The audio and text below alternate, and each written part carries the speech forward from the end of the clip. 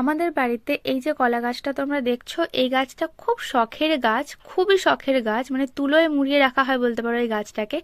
আমার মায়ের একদম পুরো প্রাণ এটা, এত শখের গাছ। এই গাছটা আমার বড় মাসিদের বাড়ি থেকে আর কি নিয়ে আসা হয়েছিল। সেই গাছে এর আগে একটা গাছে এরকম কলার কাঁদি এসেছিল, কিন্তু ঝড়ে পড়ে গিয়েছিল। তোমাদেরকে সেটা দেখেছিলাম, বলেছিলাম ভ্লগেতে।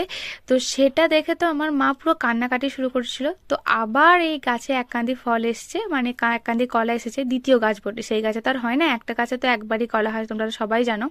তো সেটার হয়েছে এরকম মোচা, যেটা আমার বোনের জন্য রাখা হয়েছিল, যে ও মোচার এই সমস্ত জিনিস খেতে ভালোবাসে, কিন্তু সেটা আর হলো না, কারণ ফুলগুলো খসে খসে পড়ে যাচ্ছিল। তো সেটা বেশি দিন যদি রাখি তাহলে হয়তো মানে নষ্ট হয়ে যেতে পারে মোচাটা। তো সেই জন্যই আর কি বাবা মোচাটা এখান থেকে কেটে নিচ্ছে। পুরো ব্লগটা আমি অলরেডি আমার চ্যানেলে আপলোড করে দিয়েছি, তোমরা চাইলে সেখান থেকে দেখে নিতে পারো। এত বড়, এত বড় মোচা, তোমাদেরকে কি বলবো, দারুণ সুন্দর ছিল।